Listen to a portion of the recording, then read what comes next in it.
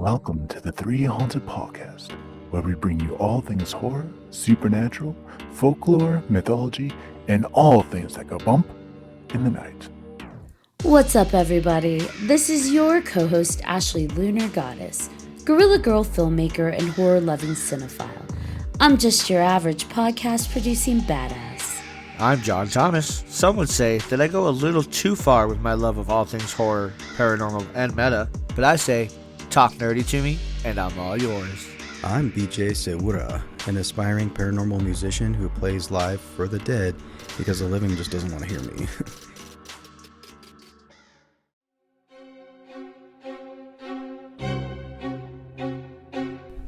The Dead of Winter Horror Network and Nick King from the 508 Productions invite you to endure the most terrifying immersive experience in all of podcasting.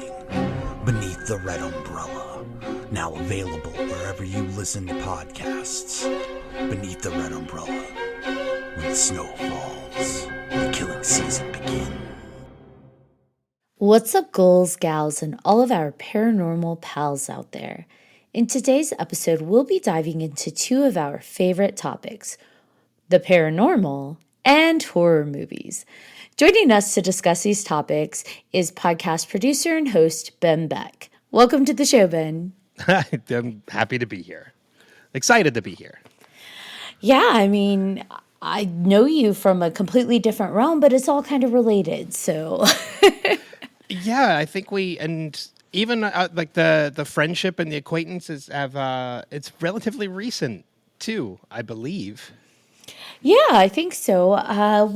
Sorry, I just kind of left the mic. When did you start working with ARE? Am I allowed to talk about that? No, absolutely. Yeah. Okay. Anything to help promote those guys at the same time. So I started working with them. I've been a panel moderator for probably a decade now, but I just recently started working with ARE about a year and a half ago. Their show season, not in the 2023 show season, actually. So probably a little bit around 2 years at this point.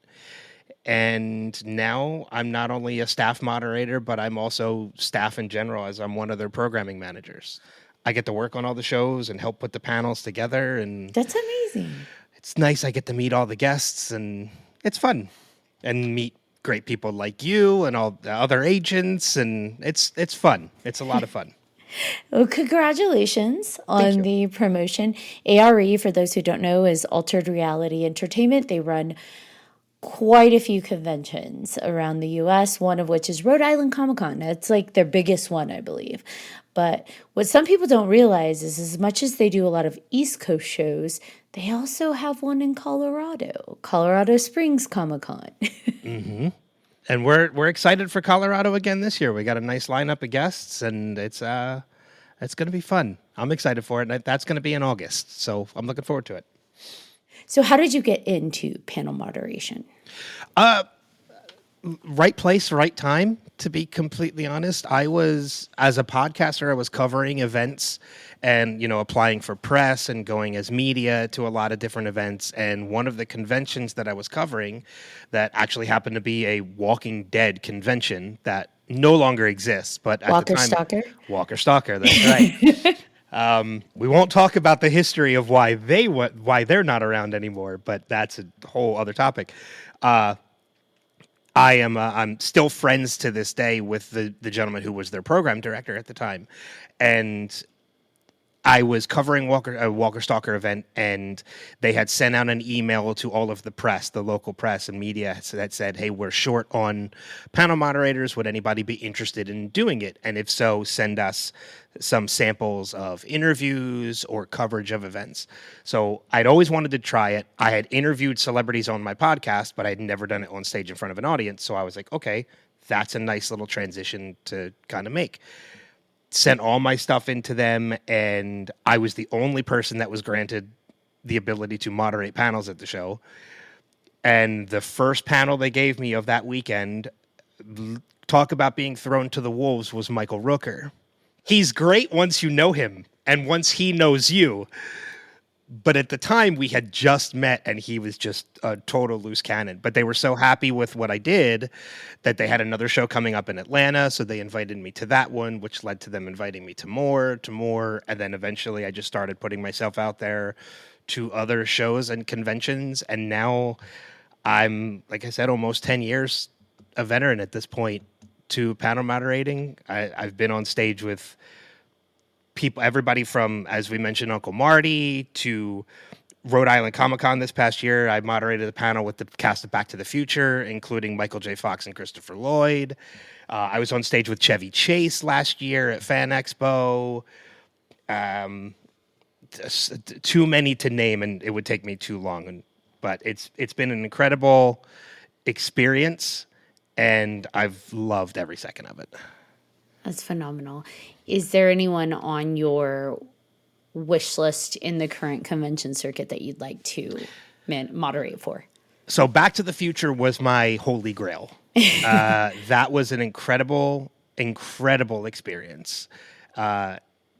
It took a lot because I had to, unlike most panels where the moderator usually gets to run their own show and, you meet the guests beforehand, the Back to the Future panel took like 3 weeks of preparation. I had to submit all of my questions, meet all the guests ahead of time because of Marty's, I call them Marty, Michael J. Fox's condition. And incredibly nice. I don't want to make that sound like he's a pain because he's not. He was an incredibly nice and humble person. Simon Pegg is on my wish list. Haven't had the opportunity to do that yet, but I'm hopeful it'll happen one day. How do you, obviously you're a fan of all these people. Like, how do you not you've done it so many times, but how do you not freak out? Geek out a little bit? Or a lot? Yeah. So I'll use Michael J. Fox again as an example because I've been a fan of the Back to the Future franchise for as long as it's existed, which is why it was kind of like my holy grail. I got lucky with Michael. About 2 years ago, I had the opportunity to meet Michael backstage at Fan Expo because they had him. And I didn't moderate that panel, but a friend of mine did. So a friend of mine made the introduction for us because I had met Christopher Lloyd, Tom Wilson, everybody else before. I'd never met Michael. So this was a moment 35 years in the making. And I won't lie, I cried. Not in front of Michael. I took a minute, I walked away, and then I teared up. And I'm kind of glad that happened because I honestly think I don't know if I would have been able to handle doing the panel had I not met him before and got that out of the way. But, as far as anybody else, I don't know.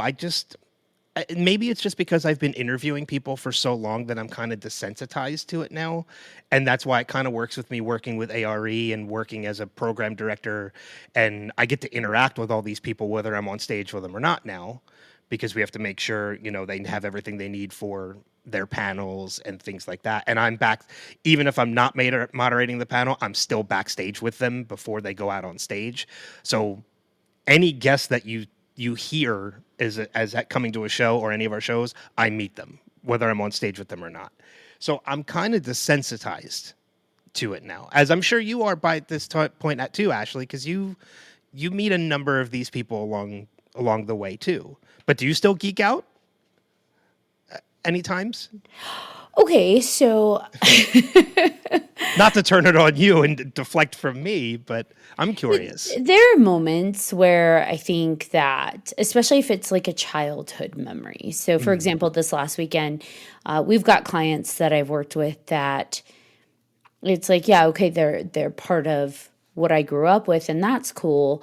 But when you get them together, like in a cast. So this weekend they had the Goofy movie reunion cast. I saw your picture. Yeah, and for me, having them all there, I was just like, oh God, okay, I got this. Get it together. It's all good. But and you do bring up a memory, and to go back to your question about how I don't geek out. I did geek out a little bit on one panel, but I kept it in. Like I was internally, I was geeking out, and it was a panel with Bill Farmer, who was in the Goofy movie, Jim Cummings, who was also in the Goofy movie, and Daniel Ross, who is the current voice of Donald Duck. The Disney panel. Yes, and it was at one of our shows in New Jersey, and these are all voices that I grew up with, and hearing them do, like hearing Jim do Darkwing Duck on stage and hearing Bill do Goofy, and yeah, I was kind of internally,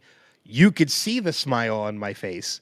Internally, I was kind of reverting to a 6-year-old. Yes.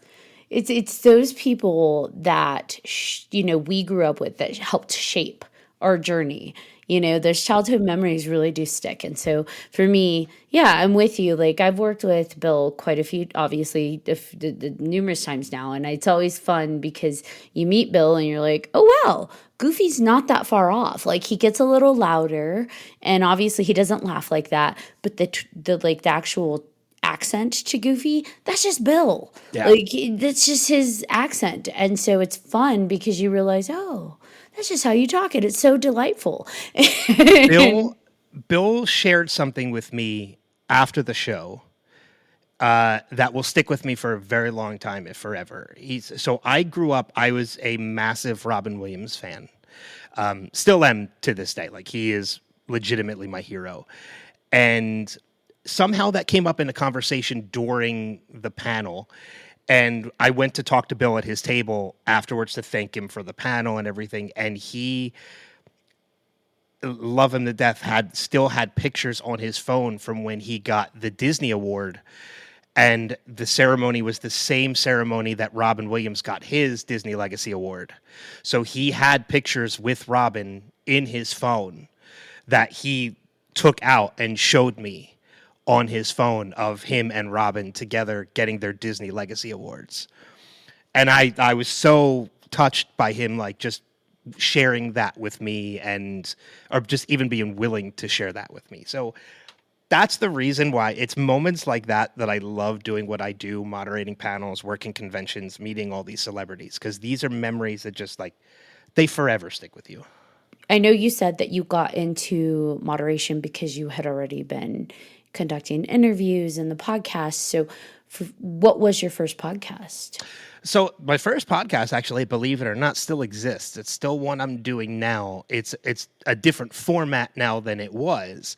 But about 11 or 12 years ago, a partner I had at the time, who's no longer part of the thing, he and I started a podcast that we kind of wanted to emulate, like a radio show, like a morning talk radio show with segments, interviews, news, things like that.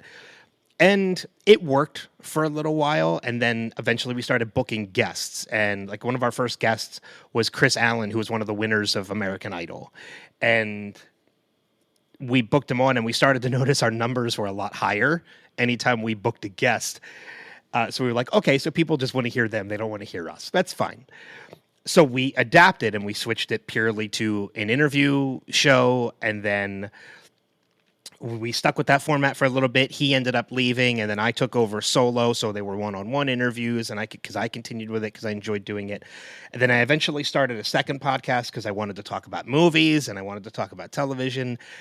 And then I realized, I'm like, why am I not combining these two? Like, they're the same. I'm talking to TV and movie people, but I'm talking about movies and TV on another podcast. So I combined them, which is everything now is my Wilhelm podcast, and Wilhelm off the Wilhelm Scream.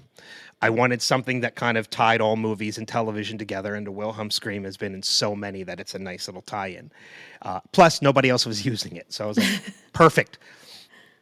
And now that's what I've been doing, and now it's a full-on, it's the same podcast I've been doing for over a decade now. It's just it's in probably what will be its final format. I can't see it changing any more than what it is now.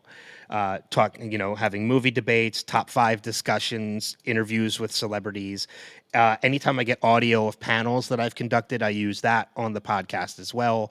One of the last episodes I just published was a panel with me and Alan Tudyk from Fan Expo last year. So, and I got into podcasting because I used to work in radio, which is why we wanted this radio talk show format because that's what I did in radio. And then we realized it just doesn't translate well to podcast. So, here I am now, and I'm still doing it, and I still love it. Now, you mentioned in your podcast you do top 5. Speaking of top 5, what are your top 5 horror films? Whew, this is a tough question. You knew it was coming. I didn't know we were going to do a top 5, but... Top 10? No, that's even harder. Let's not go top 10 either. What did you prepare? So I did at least do a top 3, which is, but I can expand it.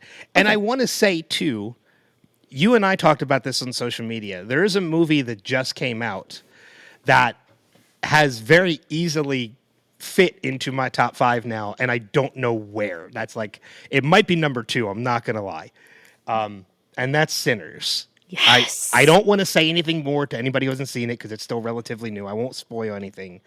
But I got to go, as I mentioned, again, advanced screenings. I got to go to a screening of this movie about 2 weeks before it released, and I hated that I couldn't tell anybody about this movie because this movie might be one of the best. It's not just one of the best vampire movies I've ever seen.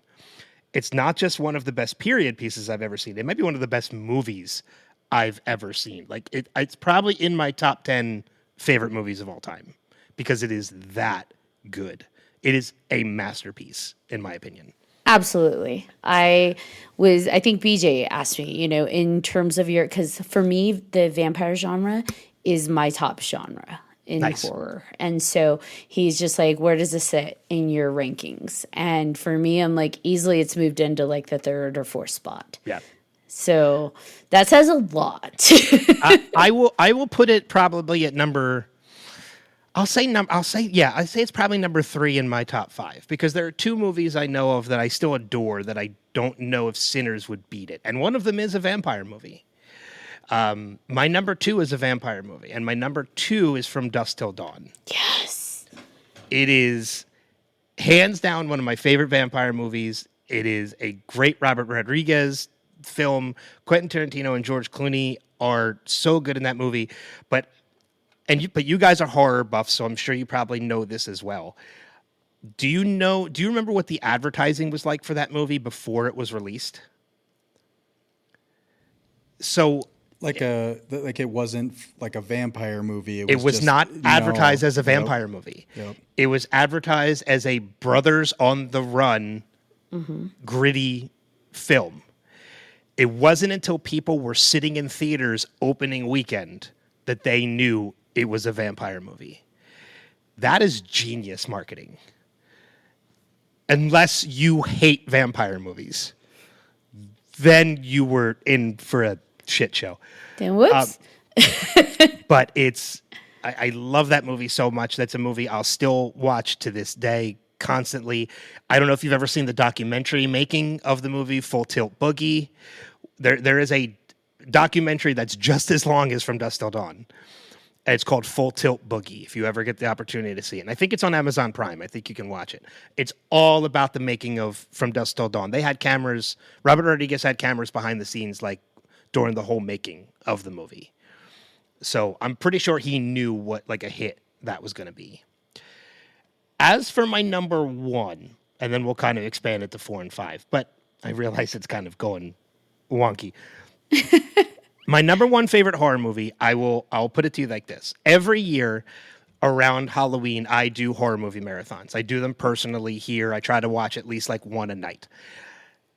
And when I go through my collection, and I'm like, yeah, I got to get to that one this year. I got to get to this one this year. I get to this movie, and I'm like, maybe next year. Because it's not that it scares me. It creeps me the F out. And it is a space sci-fi horror movie. And I'm curious if anybody can guess what it is just by that. Critters? No. Is it Killer Clowns? No, when I say space sci-fi, it takes place in space. And it's not Jason X. Let's just get that one out of the running. I like Jason X too. Aliens? Prometheus. It's not from the Alien franchise. Okay. It is a one movie. Give me a little more. decade? Can you give us the decade it was in? Early to mid 90s. I believe around 90. No, not early. I want to say 96 or 97 is when this movie came out. Is Sam Neill in it? Yes, he is. Yes. It is Event Horizon. Oh, yes. That movie still to this day creeps me out. I love it so much. And I don't want to ruin the effect that movie has when I watch it. So it's not one I'll watch every year. I'll go like every 2 or 3 years watching it because I still want it to be effective in what it does to like my brain when I watch it. That's a great one. I don't know. I could watch The Exorcist every day and still probably never desensitized to that. I think I'm still traumatized by that movie. You know what? I think I saw The Exorcist a little too late in life because it doesn't have the same effect on me that I know it has on so many other people. I think it's a great movie. Don't get me wrong. And it definitely has some creepy moments, but I think by the time I finally watched The Exorcist, I was so desensitized to horror that I was like, yeah, like this doesn't scare me. Like I get it. It's pea soup. I understand. Like I know the behind the scenes of it. Same thing with Psycho. Like I can watch Psycho, doesn't scare me at all. I want stuff. I don't. It's very rare that jump scares ever get me. And when they do, they're the most ridiculous things that I should not be jumping at because I should have seen them coming, or they weren't scary. For example, the first Scream movie. Love the Scream franchise. Really excited for the next one. In the first Scream movie, after Stu and the whole movie's over, when Nev Campbell's father falls out of the closet suddenly, I jumped. Because I thought it was over. Probably wasn't meant to be a jump scare. I jumped at it because I'm stupid. No, I think a lot of people did in theater. A lot of people, when he falls out, they kind of, it startles. Because like you said, it's over. There's all is well, and then he pops out. Yeah, it's probably meant to make you feel that way. Yeah. Make you think it was all over, and then he falls out to give you that intentional jump scare. Her dad comes out of the closet. No symbolism there. Didn't even think about that. If I have to expand to 4 and 5, You have to. there's 2 more in my mind that are like immediately coming to my mind, and neither one of them are incredibly scary, but I just admire them for what they do. Number 4 would be The Frighteners. From Yeah, that's a great one. Michael J. Fox. Michael J. Fox, one of Peter Jackson's before the Lord of the Rings movies. I love what that movie does. I just admire what it does. It's not meant to be scary, but the story is incredibly creepy. It's incredibly creative. I just adore that movie. That's one I'll watch every year. Because I'm not trying to lose anything from it. It's just entertaining to watch. Number 5 is a franchise movie. And it is one I waited a long time for. Because I remember going to theaters and seeing Friday the 13th. I can't remember which one it was, but it was the final chapter. And when the movie ends with Freddy's glove coming up, grabbing Jason's mask and pulling it underground, I was like, okay, are we going to finally get a movie with the 2 of these guys? And it took 10 years, but we finally got Freddy versus Jason. It's not a great movie, but it's entertaining. And I will watch it any chance I get, especially around Halloween, because it's just fun. I will take any horror icon mashup, though. Even if it's not the best. And that one was fun. I really think it showed the devious side of Freddy. I mean, come on, he's drowning Jason. That's you feel badly for Jason for just a moment. It's like, oh, that's sad. Don't bully him. And then it's like, wait, that guy just killed over the course of a decade hundreds of. Yeah. I shouldn't feel badly, and yet here I am. Leave him alone. They do make you sympathetic for Jason a little bit in that movie, and it's good on them. But you're right. He is a murderer. He is a serial killer. Exactly. And yet here I am like, leave him alone. Stop picking on him. Yeah. And it's one of those movies that I wish they could have done again, but I like the fact that it was kind of one and done, because it's like, we got what we wanted. We scratched that itch. Now let's move on with it and see where it goes. But I do know at the time they were planning other mashups, and that just never came to fruition. I heard one with Michael Myers was supposed to be proposed at one time. I heard Leprechaun was supposed to come into the mix at some point or another, because at some point, I guess he came back from space, because that's where he ended up in his franchise. And I would have watched them. I would have watched any of them that they gave us, because they just would have been fun popcorn movies. I mean, Scary Movie, right? They did a couple different almost mashups, right? Like Ghostface and I Know What You Did Last Summer kind of thing, right? It's kind of ridiculous. But I don't know. I like the mashups. I wish they would do more of them. If you could, what other mashups would you want to see? Oh, man. You guys ask good questions. And I was not prepared. Let's see. If I could do any kind of, wow, one that just popped into my head was Chucky versus Leprechaun. That's just, Oh my gosh. that'd be a short film. I would, you know what? I got to meet and moderate a panel with the cast of Killer Clowns from Outer Space. Yes. They were incredibly nice, and they were so nice. They loved the panel. Like, they had an absolute blast during the panel. I would like to see the Killer Clowns come back, but I don't know what would be a good pairing. Who would we pit them up against? I mean, Well, you did minis versus minis, so clowns against clowns. Maybe you go with Killer Clowns against Pennywise. Pennywise, yeah. But Pennywise wasn't really a clown, though. He just took the form of one. Fair. So, I mean, I don't know. Terrifier? Terrifier could be good. Terrifier against Killer Clowns. That has a lot of potential. That has a lot of potential. And then the Killer Clowns are the good guys.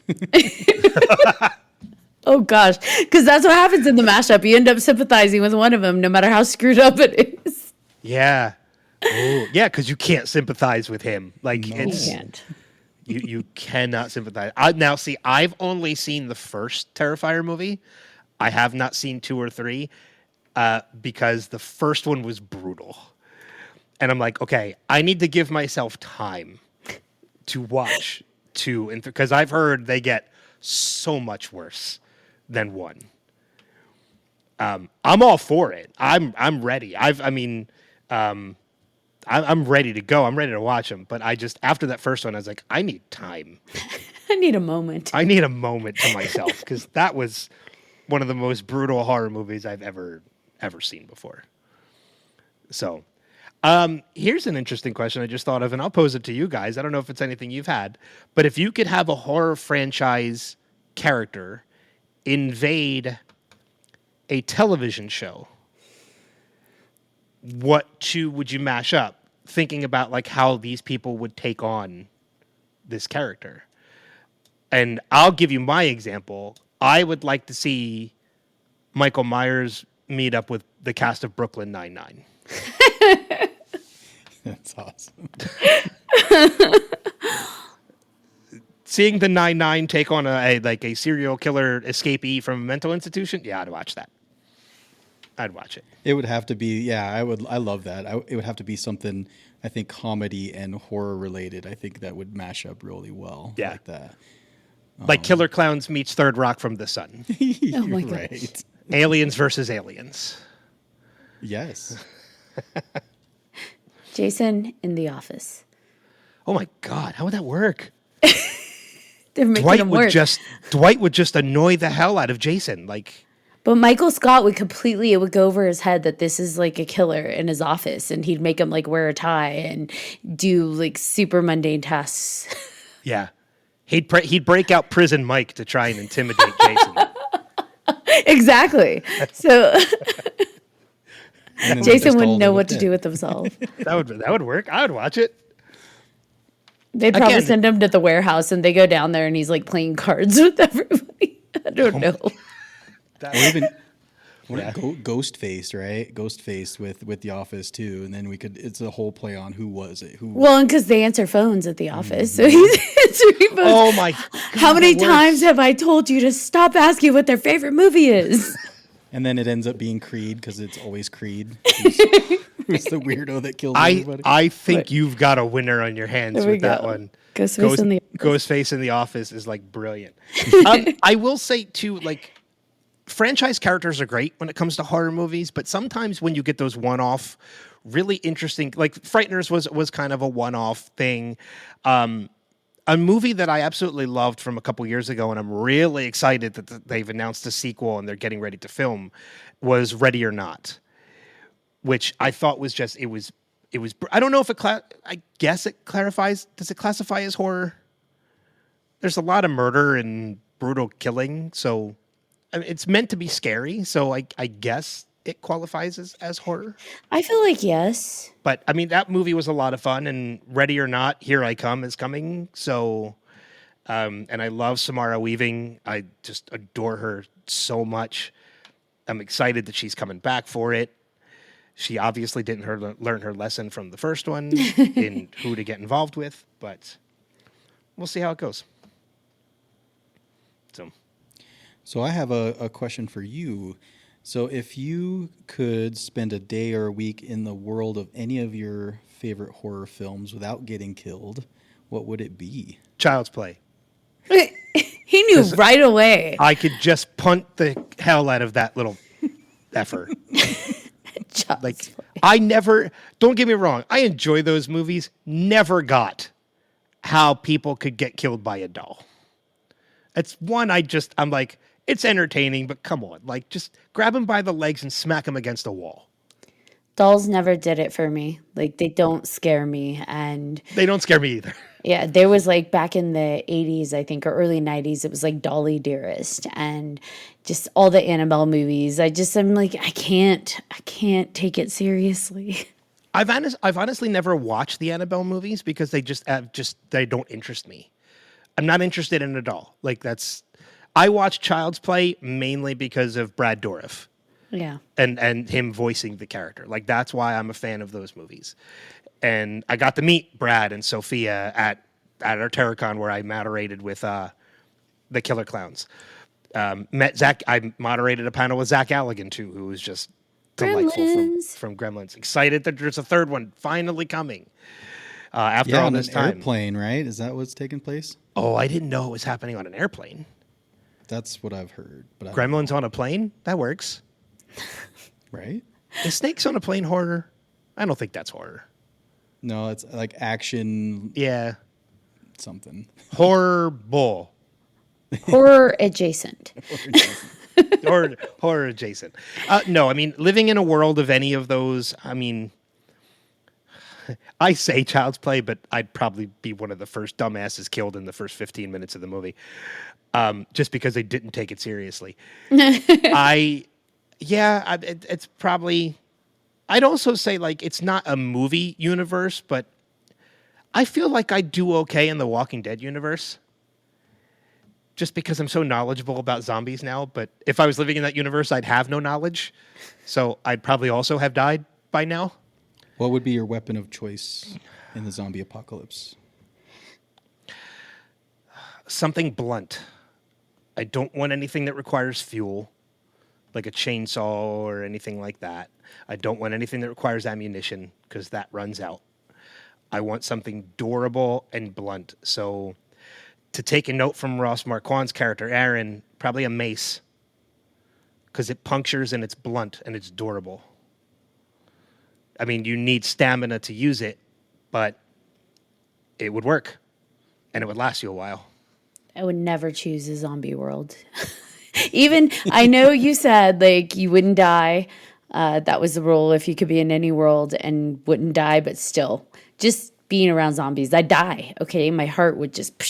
I feel like, so, to take that rule, to be in that universe and not die, I feel like physically dying is one thing, but mentally and emotionally being dead because everybody you know is dead... Yeah, you're right. Probably I wouldn't want to be in that universe. Nope. Unless it's Shaun of the Dead. Even Shaun of the Dead, though, like That was sad. it was still. And you know what? I'm glad you brought that movie up because that's like you can't see it in my studio because it's on the other side, but I have movie posters of the entire Cornetto trilogy because I mentioned Simon Pegg. I love that whole trilogy. And one of the things I love about Shaun of the Dead is the fact that yes, it's a comedy and yes, it's a horror, but when it came to the zombie element of that movie, it was not a joke. They took that element seriously. The rules of a zombie apocalypse existed. Like, you could die. You could be bitten. Sean loses his mother in that movie. He loses Ed by the end. Well, technically loses Ed. He loses Ed, but he still keeps Ed, which is just funny. But even that in that movie, like, it's still, they took the rules of a zombie apocalypse seriously. So I think that's one of the reasons why I love that movie. So I think that movie is just brilliant in what it is. And I'm on one hand, I'm happy we never got a sequel, but on the other hand, I kind of wish we did. Because I know what was the name of the sequel that they were talking about early on? From Dusk Till Dawn. Oh my gosh. was the potential sequel that they were talking about doing at one time. But then they moved on to Hot Fuzz, and then World's End. I mean, sometimes it takes a while. I mean, look at what we've got. We had 28 weeks later, and now we're going 28 years later. So, I mean, not that it was actually 28 years, but sometimes it takes a while for the sequels. I'm going to pose a question to the entire group here, because I'm glad you brought this up. And I like getting people's opinions on this, because I have mine, and I tend to be in the minority with this one. 28 Days Later, 28 Weeks Later are amazing movies. I'm sure 28 years later will be as well, and I will go and see it. Is 28 Days Later a zombie movie? Yes. BJ? 28 and John, days I'm later? curious. I mean, That universe, is that universe a zombie universe? yes, but I'm thinking that you're going to say no, that maybe it's more of like a Western or something, but It is. So my opinion on this, and I've had many debates with people over the years. Some You people choose come 45 minutes into this recording to start a debate. Let's go for it. Sorry. I'm It just doesn't teasing. even have to really be a debate. Oh no, we're getting into it. Okay. The 28 days, months, or weeks, years universe. Now, it might change with years. I don't know. But as far as so far with days and weeks, it is not a zombie movie. These people have not died and come back from the dead. They are infected with a rage virus that causes them to act this way. And they are not killed by headshots like a typical zombie. You can shoot them in the chest and they go down because they are still alive. They are not undead. They are infected.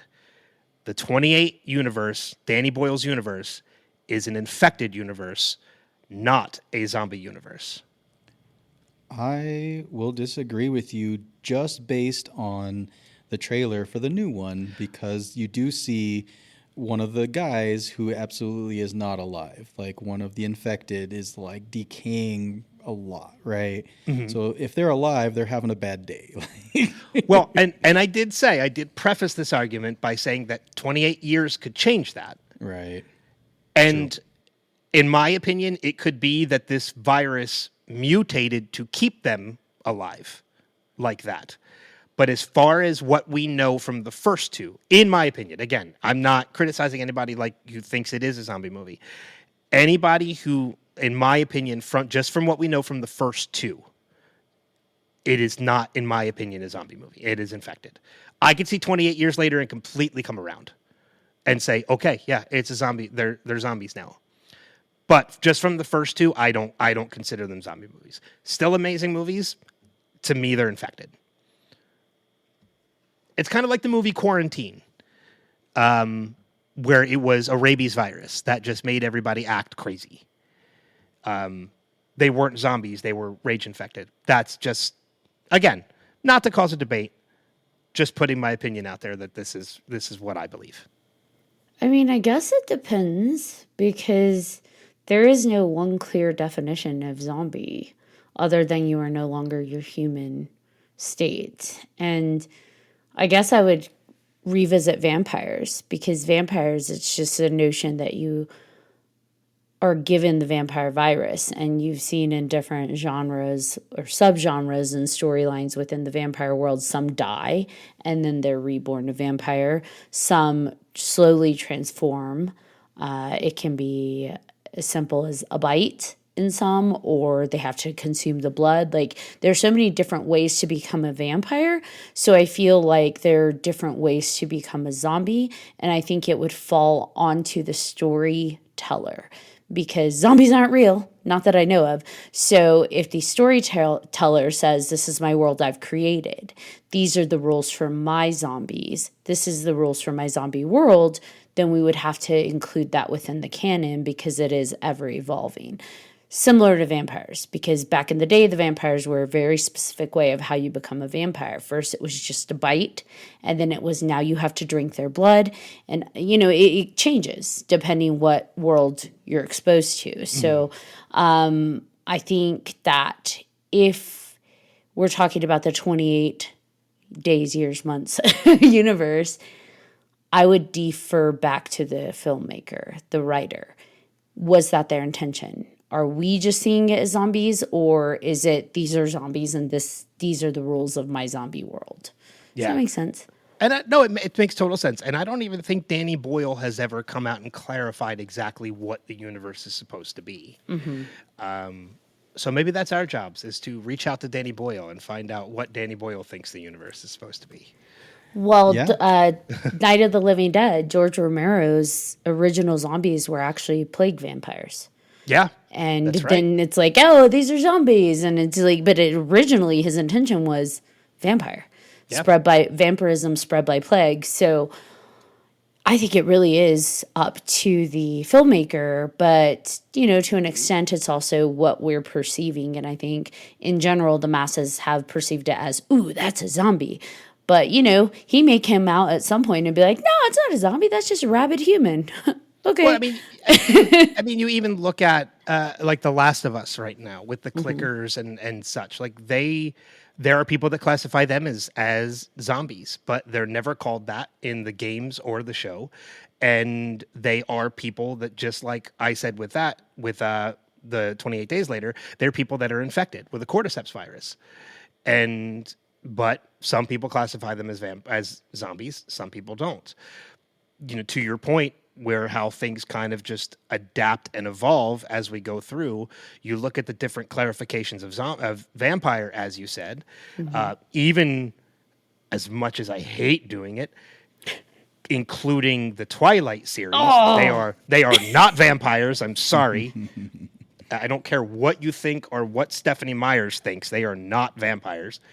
But even the zombie genre has adapted to where they started as slow walking. Now there are movies where they run. And you're right. I mean, it could be, you're definitely right in that it's the creator's vision as to what they wanted it to be. But I think it's fair that anybody has their own opinion as to whether or not they classify them as that as well. Of course. And there's also like the serpent and the rainbow, right? Like with Haitian voodoo and like the zombies that are actually, it's a drug induced. It's not actually that they're dead, right? Like it's just, but they're taking on these things. So is it zombie in that definition as well, right? Because zombie could be, it doesn't necessarily mean that it's dead, right? Like you guys are saying, it just depends on like the culture, depends on the director and what they're conveying and, what world they want to build, right? So whether it be virus or whatever. Yeah. Well, I mean, you look at even modern day now, and you have like kids that are just sitting there staring at your phone all day, and you call them zombies. I mean, it's technically, you're right. Like, you're just staring off. You're not doing anything. You're not technically, but you are like, you're dead right now because you're not doing anything. If we can call them zombies, then we can call the 28 Days universe zombies. Hey, So most days I wake up and I feel like a zombie. So there you go. What's a zombie for a cat owner? I don't know. Zombie. A cat? No, I don't know what it is. Philambi? I don't know. We'll go with that. Yeah, we'll go with Philambi because that works. Philambi. Sounds a little fancier. You're a fancy zombie. Yeah, because I wake up in the mornings with a cat on my lap or on my laying on my chest in my bed, and I guess I'm like I'm not moving, so I guess I'm going to stay here until I die, till I move them and tick them off. But yeah, I mean, you look at the clarifications, classifications, and definitions of things have changed so much over time. Whether zombie, I mean, I had a debate with somebody about this whole thing as to whether or not the 28 universe is zombie. And one of their arguments to me were like, okay, if they have to be dead and come back to life, are vampires technically zombies? Did they die? I'm like, well, because they died and they come back. But in my opinion, they're not, because like you mentioned, it's kind of a virus that makes them that way. So I don't know. I just don't know. Maybe this was the wrong debate to start. No, I like it. I think it's challenging. I mean, it also comes down to, because we've talked about this within like what counts as horror and the horror genre in general. And, as much as it pains me to say, there are no rules in the horror world. So if someone comes along and says Twilight is a horror, as much as I will fight them tooth and nail and say that's not a horror, ultimately there are no rules in horror. So I don't fight people who say Twilight is a horror. I just smack them upside the head. Is it a vampire film? So says the author. Do I feel that's a vampire? Not at all.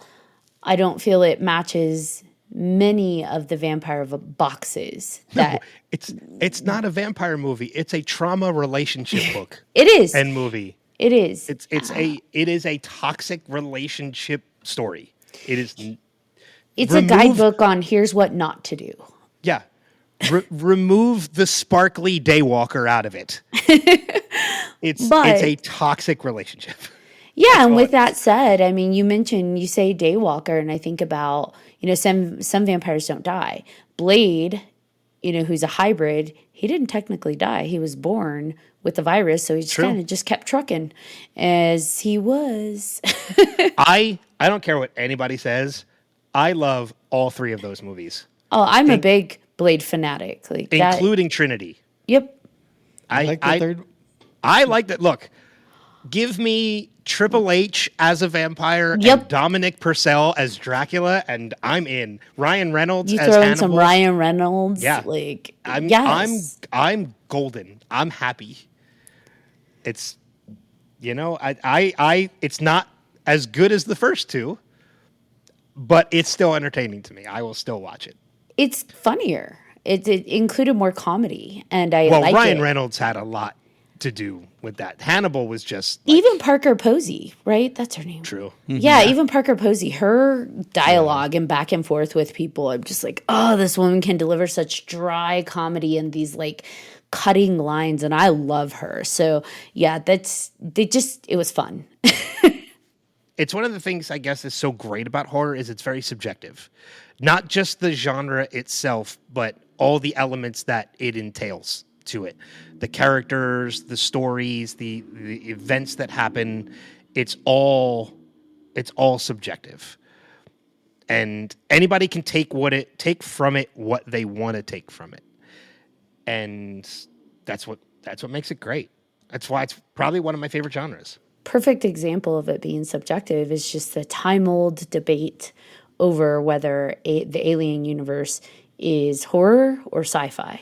Why can't it be both? That's what I say. I say it's horror and sci-fi, but you will have people that will argue it's sci-fi only, and I'm like, sorry, a lot of us horror people claim it. So no, it's Predator.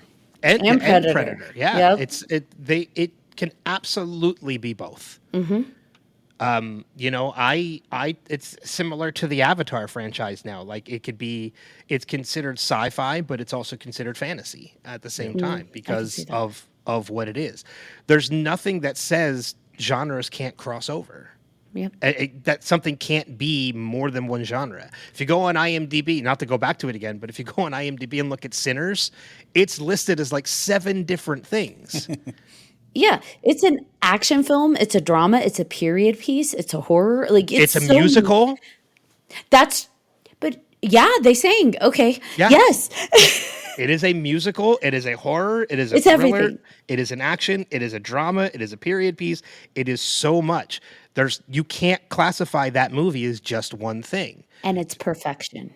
Just like Aliens, you can't classify that just as horror or sci-fi. It crosses over. It has to.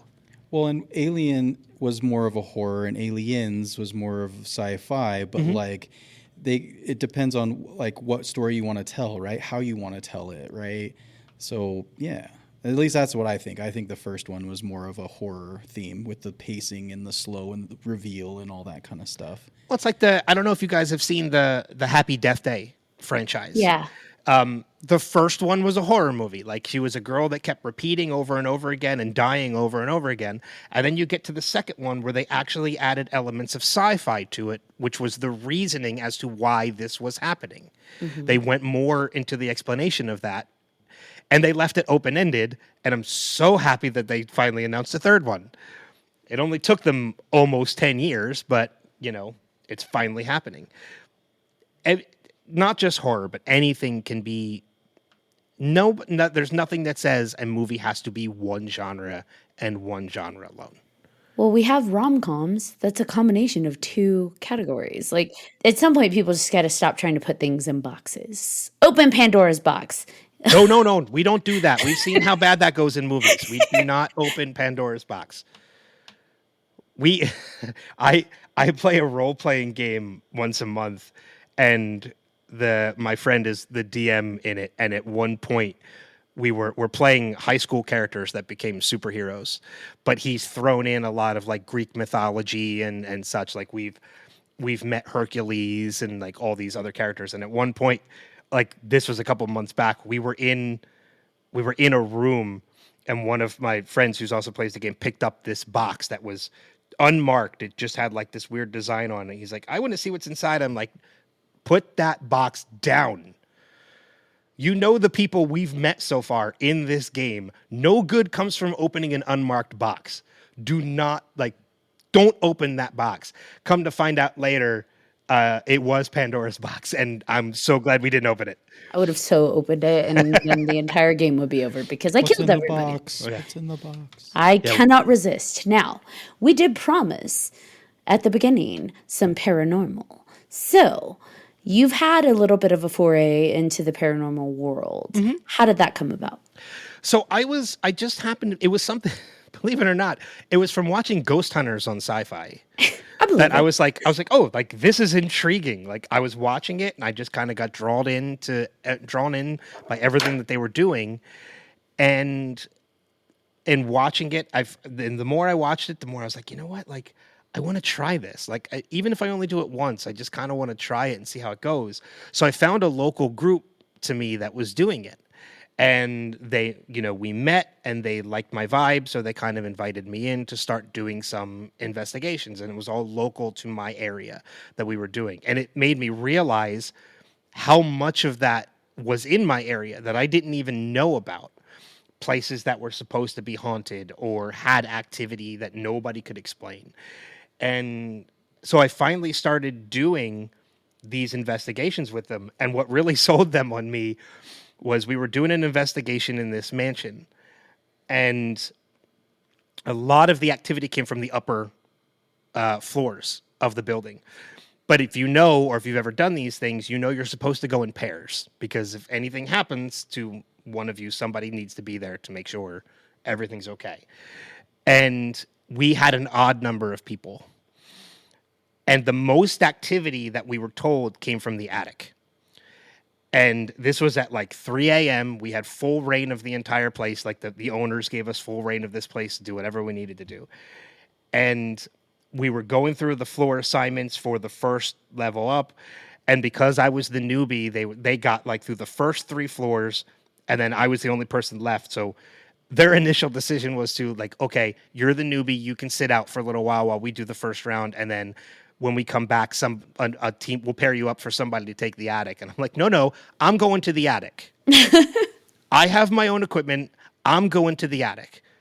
Well, you're not supposed to do that I don't care. I'm going, no, you guys are not brave enough to go to the attic on this first round. I'm going to the attic. And I went up to the attic. I found a nice little dark corner that I sat in, let my eyes get adjusted to the dark. I had absolutely no light, but I had my recorder, I had my EVP detector, and I'm sitting there and I'm speaking, like trying to get things back from people. And I was up there for like 2 hours, and I had lost track of time. I never checked in to when I was supposed to the point where they actually came upstairs. They're like, "Are you all right?" And I'm like, "Yeah, I'm good. You want to come down?" "No, I'm good. I'll stay up here." Didn't get anything out of it. But from that point on, they were like, "Okay, like, yeah, we know this guy's willing to do just about anything that needs to be done. Like he's not scared." So you were possessed. Look, I will not lie. I know the stories about how you can take that shit home with you. Like, it can attach to you and come home with you.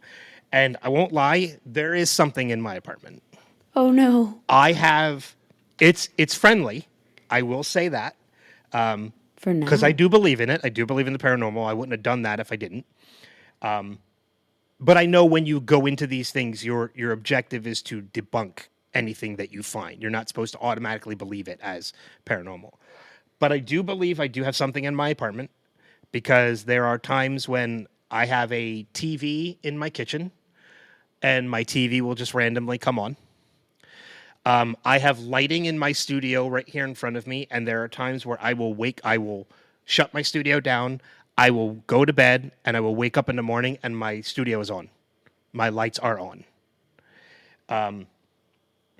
And I think it's just like, and there has been an incident where I had company over and we were all sitting in my living room.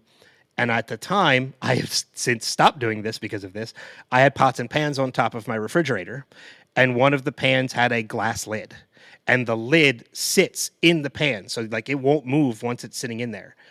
We were in the living room, and all of a sudden we heard a shatter from the kitchen, and it was the glass lid of the pan on top of my refrigerator that had flown off the refrigerator and smashed on the floor.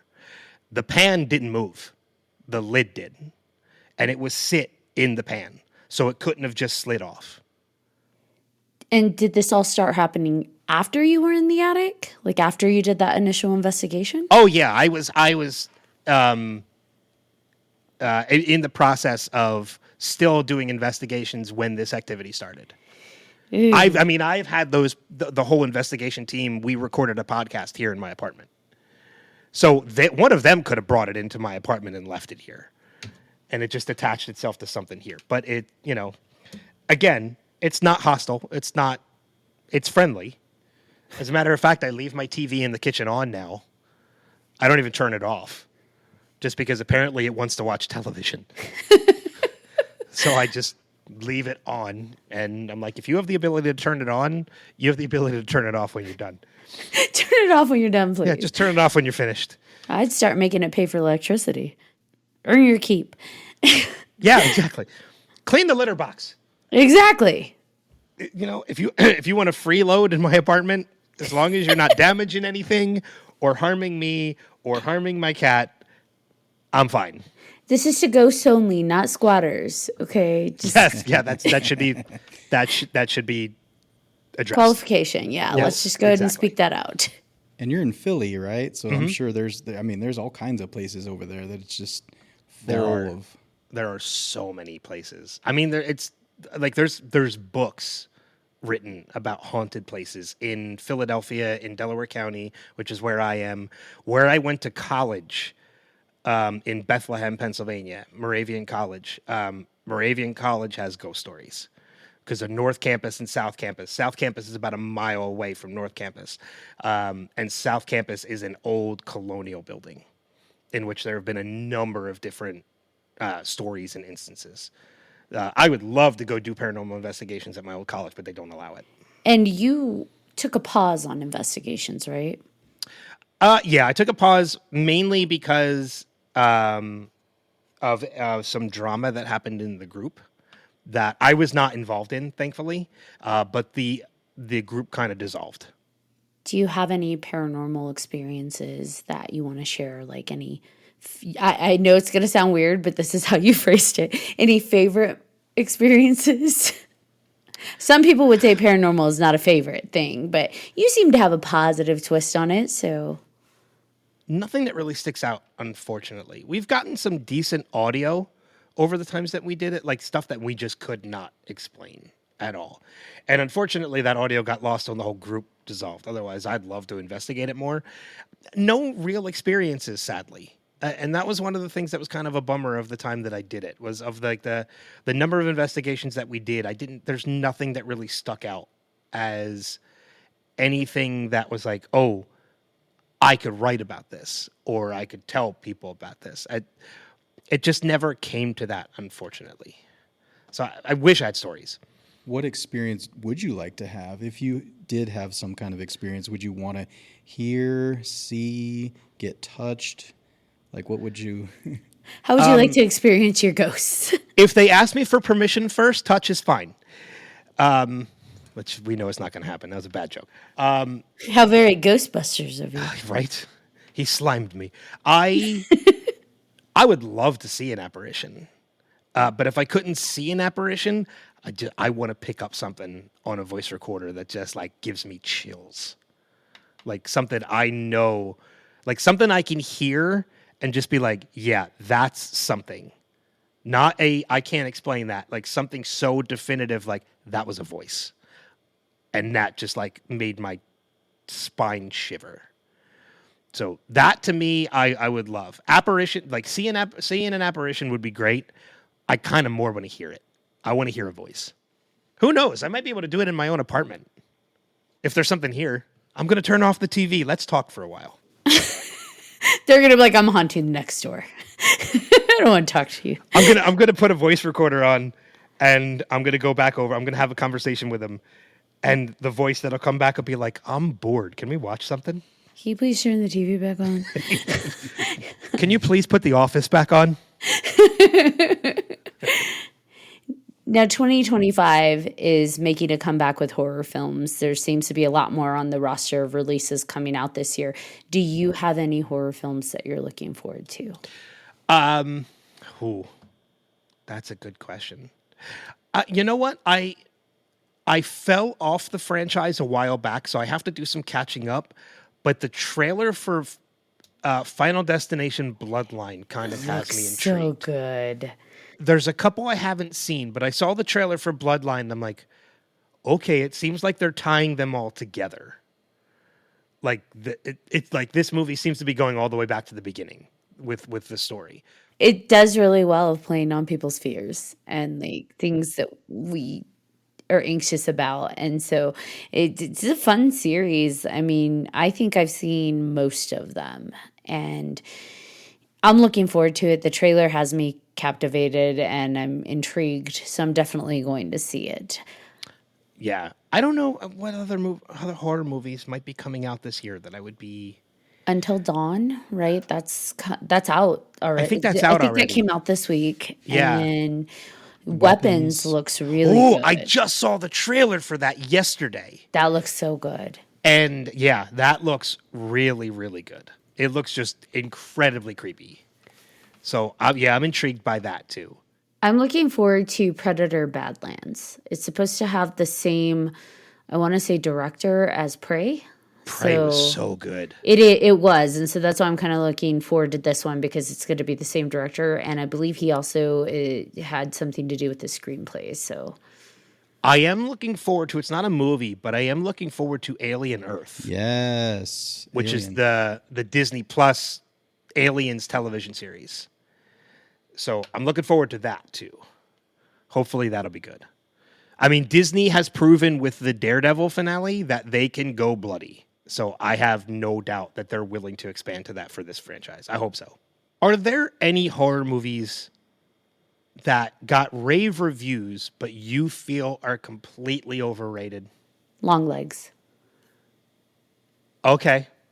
All right. I can see that. That was a meh movie for me too. Like that was okay. I'm going even further back to Blair Witch Project.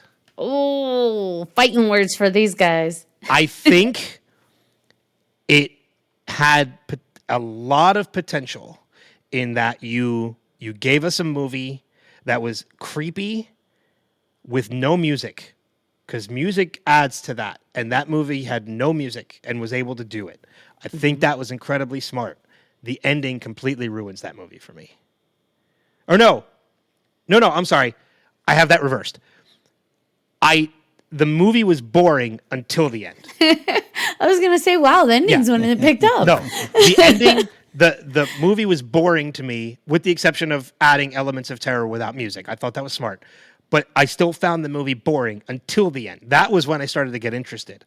And then it was Book of Secrets, the sequel, that I thought the movie was great and the ending sucked. I agree with you on that one. It had a lot of really solid build up, and then the ending just was a waste. It was such a good build up. The ending ruined the entire movie for me on that one. So, Yeah. but Blair Witch is one of the ones that I think, again, I get the hype. It didn't live up to it for me. It was entertaining, but I was like, this is okay. The cast is from my area. That works. What about you, BJ? What do you think? Well, I mean, I don't think it got any good reviews, but I also just didn't like it. Wolfman, that Wolfman movie, The Blumhouse one that just came out? it was so bad. I wanted so much more out of it. Like I don't know. Like I was just very disappointed because I love werewolf anything, and then just that one, I was just. So you're Team Jacob? I mean. Sorry. I'm always going to be team vampires, but those were not vampires. No. I guess so. I agree with you too. I thought that was another one I got to screen, and I like Blumhouse. I'm a big fan of Blumhouse. Same. Wolfman I thought it was middle of the road. It was an interesting take on a Wolfman story. Like you tried making it your own, but it wasn't great. It needed a little bit more development. Yeah. I don't think it was scary enough. It was very sad. And that was because I watched it with my daughter, and it was just like, we both agreed, like, this is just a sad movie. It's not even scary. This is just sad the entire way. I don't know if you saw the trailer for the new Blumhouse that's coming. Him? Or Yes. no? Is it? No, I don't that's know if it's Jordan Peele. Blumhouse. That's Jordan Peele. Yeah. Jordan Peele, it looks so good. Yeah. That's another one I'm really looking forward to too, because he's another one that I will watch almost anything he does. And I'm so excited for him because he's also, like, it looks terrifying, but then he's also got someone who is presented, I'm assuming, which, you know, we're only given so much in the trailer, is like this villain that's kind of this tempter. And it's a comedic icon. You've got Marlon Wayans delivering this, like, devilish kind of, I'm so excited for this. It's funny that you say that, because my prediction for this movie is that Marlon Wayans is the devil. And he sold his soul to the devil to be this person. To be that, yeah. And that's just from the trailer. That's what I'm gauging as well. But to have someone like Marlon Wayans, who is traditionally known for comedy, and then it's like putting him in this role, I love it. Yeah. Well, it's like, I mean, that's another thing I love too, is about, like, and this is kind of branching away from horror, but anytime we see actors take on something we've never noticed them before. Like Robin Williams was a great example. He was so known for comedy, but when he dove into drama, he was amazing at it. Yeah, I'm excited for a lot of these 2025 movies coming out. It looks like we're getting a lot of original content mixed in with some of the reboots. And so I'm looking forward to it. I'm looking forward to the cinema experiences. There are so many things to watch. You have no idea. Like, my queue right now is ridiculous. And I mean, throw on the fact that I'm doing 4 podcasts, like I said. Not only am I doing 4 podcasts, I'm co-hosting on 2 more. One of them is covering The Last of Us, and the other one is covering Walking Dead: Dead City. So for the next 5 weeks, I am doing 6 podcasts a week, which is, I don't know why I signed up for it, Now, But speaking of your I did. podcasts, where can people find your podcasts to listen to? That was a them and great support? transition to start wrapping up this conversation because I'm sure I'm so long-winded and we're talking forever. No, so I just built a new website that has links to all 4 of my podcasts. It is still under construction, so there might be some things you'll see coming soon. But everything, my Wilhelm podcast. So I have the Wilhelm podcast, which is the podcast I mentioned earlier. I have the Hype package, which just launched a couple weeks ago, which is a new WWE podcast. I have my Revisited podcast, which I do with my friend Kristen, where we take a television series that has already ended and we go back and revisit it. So we've covered Lost on that show already. We have covered Ted Lasso on that show already. And we are getting ready to dive into The Good Place on that show. And then there is another podcast that's on there that is on pause right now, which is I forget, but it's a horror. It's actually a horror podcast. We do it it's limited series, so we only do maybe like 6 to 8 episodes a year. Is that the one that's Still Afraid of the Dark? Still Afraid of the Dark. Thank you very much. That was it. We've done remembered that. We've done 1 season of that already, and we're actually preparing to do another season this year. And then the 4th podcast that I'm doing that I've been recording that is not live yet is my friend Eric talked me into doing a Survivor podcast and going all the way back to the beginning of Survivor to season 1, in which we are currently in season 48. Wow. So there's a lot of material to talk about with that one. So we're recording episodes of that one now. It hasn't launched yet, so that's not on the website yet, but that's called Previously on Survivor. But again, my new website that I just launched where you can find everything is welcometowilhelm.com. And then if you go there, there's links to all of that stuff. There are links to where you can subscribe to all of them, follow them on social media. There's even it's a page more for like publicists and stuff, but there's a media kit on there, and there are actually some videos in there, some panels I've moderated. So you can go and check out some of those videos if you want to see some of the panels I've done as well there. So yeah, welcometowilhelm.com is where you can just go to find everything. That's the easiest place to go. Wonderful. Do we have any final thoughts before we wrap this awesome episode up? This was a lot of fun. I'm not gonna lie or blow smoke. This was a lot of fun. I'm so happy. I've postponed this so many times. From the time I first set up and scheduled to do this with you guys. I'm so glad. And it almost didn't happen again because I was originally supposed to go to New York tonight for the Walking Dead red carpet, and that didn't end up happening. So I was available to do it. Well, their loss is our gain, and I'm Yes. glad you came on because you've been a blast. Hope to have you on again because I feel like there's so much more to talk about. Any time that you guys want me to come back on, I'll be happy to do it. Yeah, maybe we'll do another top 5, or we'll do a top 5 of something else. I think that would be fun. Sure. Actually, we're going to have to do a top 10 just to torture him. See?